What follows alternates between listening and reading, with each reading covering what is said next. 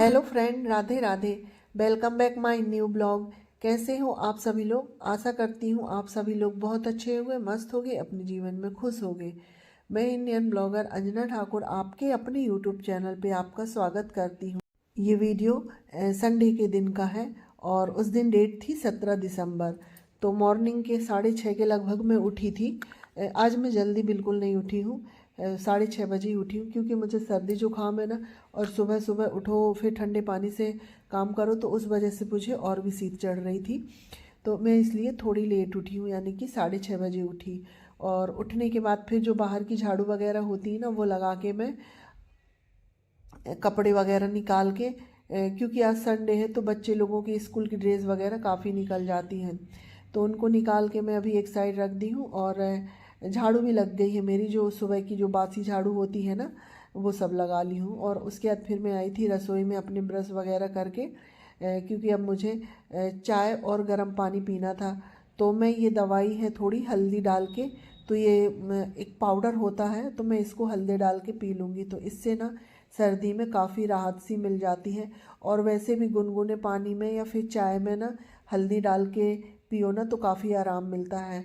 तो वो पानी वगैरह पीने के बाद फिर मैं आ गई थी इधर, क्योंकि अब मुझे कपड़े मशीन में लगाना था। संडे के दिन बच्चे लोगों के और इनके काफ़ी कपड़े निकल जाते हैं, तो मैंने सोचा मैं सबसे पहले कपड़े लगाने का काम कर दूं। जब तक मेरे और काम होते रहेंगे तो कपड़े भी साथों साथ धुल जाएंगे।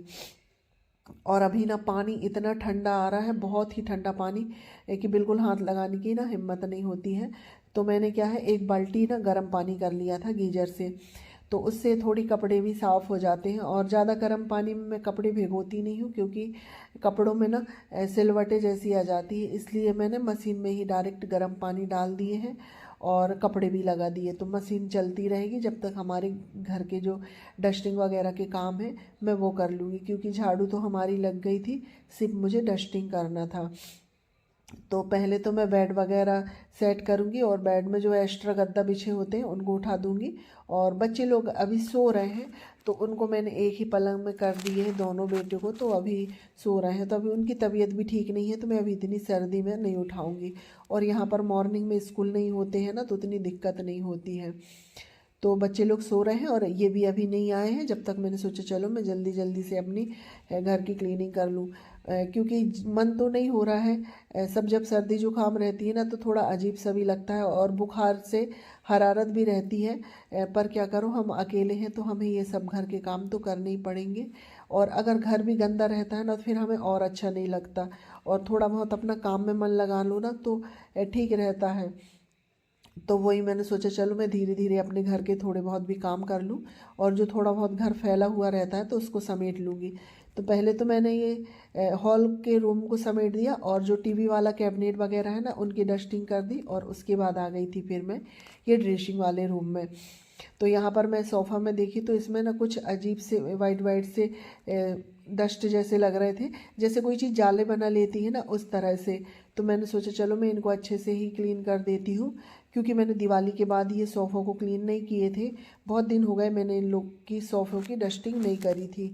तो वही मैंने सोचा चलो मैं आज इनकी अच्छे से डस्टिंग कर देती हूँ। और खिड़की वगैरह तो क्या है ना, कि ये रोज़ ही होती रहती हैं। और मैं ऐसा है कि अगर डस्टिंग करती हूँ ना, तो जहाँ मेरा ध्यान गया और जो चीज़ मुझे सामने दिख जाती है, मैं सब कुछ क्लीन कर देती हूँ।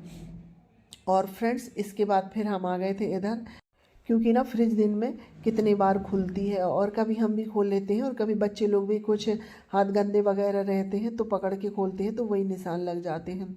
तो अंदर अभी मैं नहीं करूँगी, क्योंकि अंदर तो मैंने अभी डीप क्लीनिंग की थी। सिर्फ बाहर बाहर कॉलिन की सहायता से हम इसकी भी डस्टिंग कर देते हैं। और इसके बाद फिर जो स्विच बोर्ड है ना, ये रसोई वाला, और ये ज़्यादा गंदा होता है, क्योंकि रसोई में बार बार आते हैं ना, और बार बार हाथ बटनों में हाथ लगते हैं ना, तो ये वाला स्विच बोर्ड ज़्यादा गंदा होता है। तो मैं साथ ही साथ इसको भी क्लीन कर दूंगी। और हम इसको क्लीन करते रहते हैं ना, तो इस वजह से देखिए बिल्कुल ये साफ़ है। नहीं तो क्योंकि रसोई में अगर कोई भी चीज़ रहती है ना, तो उसमें ज़्यादा डस्ट लगती है, क्योंकि तेल की जो धुआं है ना, उससे काफ़ी डस्ट बैठ जाती है। तो डस्टिंग वगैरह करने के बाद फिर मैं आ गई थी बाथरूम में। और क्योंकि अब मैं साथ में नहा भी लूँगी और जो कपड़े हैं मेरे तो उनको मैं निचोड़ लेती हूँ। और अभी ना इतना ठंडा पानी है ना, कुछ समझ में नहीं आता, बहुत ही ठंडा पानी है। और इतने में ये भी आ गए थे हॉस्पिटल से, तो ये कुछ मुझसे पूछ रहे थे, तो वही मैं इनको बता रही थी। तो चलो फ्रेंड्स, फ़िलहाल मैं कपड़े धुल लेती हूँ, इसके बाद मिलती हूँ आप लोगों से।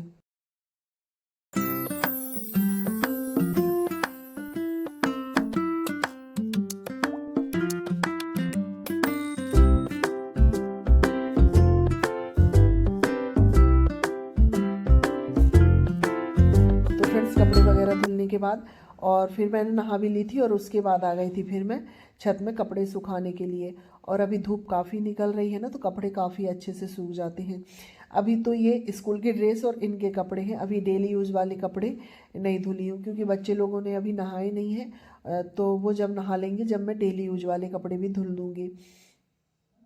तो मैं पहले इनको सूखा देती हूँ और उसके बाद फिर मुझे पूजा वगैरह करनी है और फिर खाने की भी तैयारी करनी है। और आज मेरे छोटे बेटे और बड़े बेटे नागपुर जा रहे हैं क्योंकि छोटे बेटे की ना थोड़ी सी तबीयत ठीक नहीं है, तो उसको पीलिया हुआ है, तो उसको यहाँ पर थोड़ा आराम उतना अच्छे से लग नहीं रहा है। तो हमने सोचे एक बार बाहर दिखा लिया जाए, क्योंकि यहाँ पर उतने अच्छे डॉक्टर वगैरह भी नहीं है, ऐसा लगता है ना कभी कभी। इसलिए पता नहीं, 1 महीने से इलाज चल रहा है, पर जो पीलिया की जो रिपोर्ट आती है ना, उसमें कुछ फ़र्क समझ में नहीं आता है। तो वही सोच रही हूँ कि एक बार बाहर चेक करा के ले आएँ। तो उसी के लिए बच्चे लोग आज नागपुर जा रहे हैं, तो नागपुर में ऐसे कि बहुत बड़े बड़े डॉक्टर हैं, तो अच्छे से चेकअप हो जाएगा।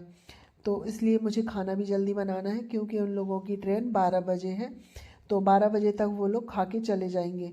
और ट्रेन से जा रहे हैं और फिर नागपुर में मेरी मौसी सास है, तो वो वहीं रुक जाएंगे। और उसके बाद फिर कल मंडे के दिन इलाज करा लेंगे, क्योंकि संडे के दिन तो हॉस्पिटल, सभी हॉस्पिटल बंद रहते हैं। तो मंडे के दिन हॉस्पिटल खुलेंगे तो इलाज करा लेंगे। तो कपड़े वगैरह फैलाने के बाद फिर मैं आ गई थी नीचे और मेरी पूजा वगैरह भी हो गई है और मैं सीधे आ गई थी रसोई में। अब मुझे खाने बनाने की तैयारी करनी है। तो मैं बना रही हूँ चना भाजी, जो मैंने रात में ही पका के रख दी थी। तो अब मुझे सिर्फ पीस के उसमें तड़का लगाना है, हो गया। बाकी उसमें ज़्यादा कुछ है नहीं, तो इसलिए मुझे ज़्यादा समय नहीं लगेगा बनाने में।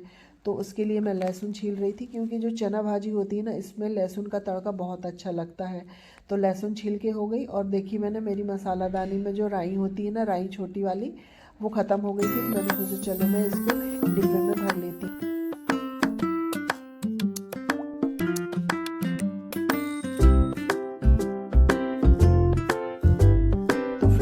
राई को डिब्बे में निकाल ली हूँ और उसके बाद क्या है ना, मैं थोड़ी सी तड़का के लिए अलग कटोरी में निकाल रही हूँ। और जो चना भाजी में है ना, राई का तड़का बहुत ही अच्छा लगता है। राई, तिल होती है जो, तिल, राई और ऐसे जीरा, ये सब डाल के लगाओ तड़का ना, तो बहुत ही अच्छा स्वाद आ जाता है। और लहसुन का, तो वही सब चीज़ मैं पहले काउंटर टॉप में निकाल के रख लेती हूँ, उसके बाद फिर मैं लगाऊंगी तड़का। तो हमारी लहसुन छिल गई थी, तो मैंने ना, ये चॉपिंग बोर्ड है, इसी में मैंने इसको कूट लिया है हल्के से। ये कुटना है ना, जिससे अदरक वगैरह कूटते हैं, तो इसी से मैंने कूट लिया है। मैंने वो खल का इस्तेमाल नहीं किया, ये ऊपर वाला है, इसी बस का इस्तेमाल किया है। मैंने सोचा चलो मैं इसी में ही कर लेती हूँ। तो लहसुन को हम थोड़ा सा दरदरा करेंगे, ज़्यादा बारीक भी नहीं करना है, हल्का सा दरदरा। तो हमारा लहसुन कूट गया है। और साथ ही मैंने ये लहसुन के कुछ पत्ते थे जो कल पापा जी ने लेके आए थे, तो मैं इसको भी कट कर लूँगी, क्योंकि जो चने की भाजी होती है ना, उसमें लहसुन का तड़का बहुत ही अच्छा लगता है। तो लहसुन के पत्ते भी कट गए और हमारी लहसुन भी कूट गई है। और मैंने कटोरी में राई और जो तिल होती है वो निकाल ली है, और उसी में मैंने जीरा भी मिक्स कर दी हूँ। तो हमारे तड़के के लिए जो जो चीज़ चाहिए थी, तो मैंने सब कुछ निकाल के रख लिए हैं। अब हम जो भाजी है उसको पीस ले। तो इसको मैं एक जार में निकाल लूँगी। और पहले टमाटर, हरी मिर्च सब पहले राउंड में पीस के, और ये सिर्फ 2 ही राउंड में होगी। और ठंडी रहती है ना, तो ये बहुत आसानी से पिस जाती है।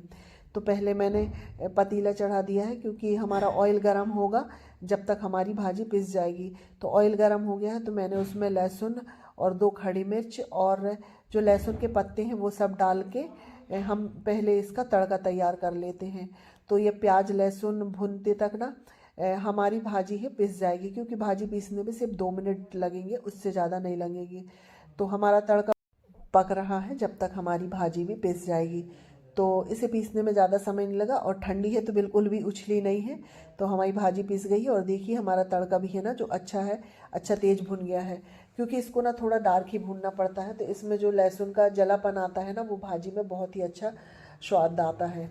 तो हमारा जो तड़का बन गया था तो हम इसमें भाजी डाल देंगे। और इसके बाद मैंने फिर दूसरे जार में भी भाजी पीस ली थी तो हो गई है। अब हम इसमें स्वाद के अनुसार नमक डाल देते हैं। और ये देखिए हमारी जो चने वाली भाजी है ना वो हो गई बन के तैयार। और सच में ये तो ना हम लोगों की इतनी फेवरेट है। और चने की जो साग होती है ना वो सभी लोगों की फेवरेट होती है। और चने की साग सिर्फ चावल में खाने में ही बहुत अच्छा लगता है। तो हमारी चने की साग तैयार हो गई। अब हम साथ में चावल भी चढ़ा देती हूँ, क्योंकि अभी समय 10:30 के करीब हो रहे थे, तो 11 बजे तक मेरा खाना बन जाएगा तो मैं बच्चे लोगों को खिला पिला दूँगी।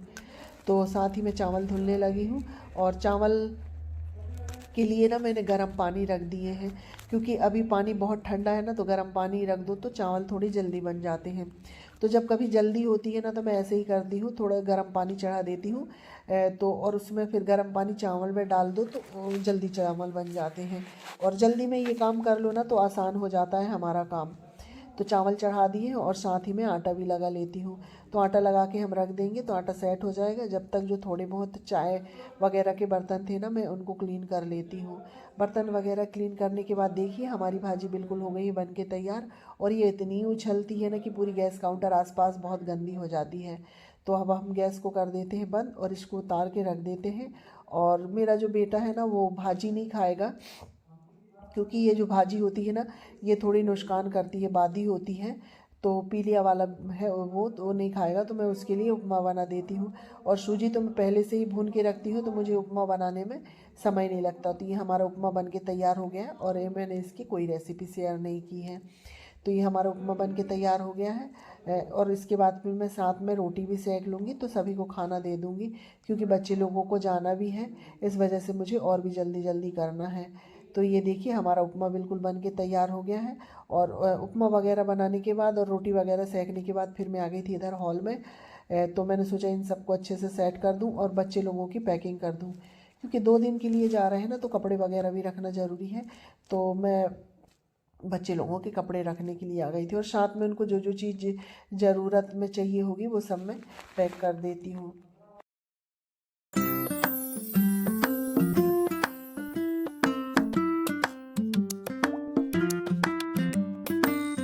तो फ्रेंड्स बच्चे लोगों की मैंने पैकिंग कर दी है, अब वो खाना खा के फिर चले जाएंगे। तो फ्रेंड्स इसी के साथ मैं इस वीडियो का भी एंड करती हूँ। अगर मेरा वीडियो आप लोगों को अच्छा लगे तो लाइक शेयर सब्सक्राइब करिएगा, और चैनल में नए आते हैं तो प्लीज़ सब्सक्राइब करिएगा। मिलते हैं नेक्स्ट ब्लॉग में, जब तक के लिए बाय बाय, टेक केयर।